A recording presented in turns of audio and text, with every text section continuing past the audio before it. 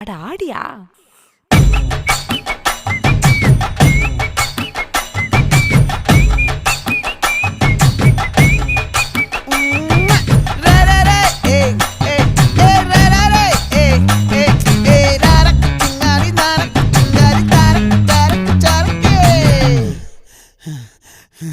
விளைஞ்சிருக்கும் என் வெத்தலை கொடி, அட வளைஞ்சிருக்கும் ஒரு சன்னல் வெடி, தோட்டா ஒரு கண்ணால தொலைஞ்ச ஒரு பொண்ணால வாக்கா இந்த வம்பால வல விரிச்சிட வந்தாளே.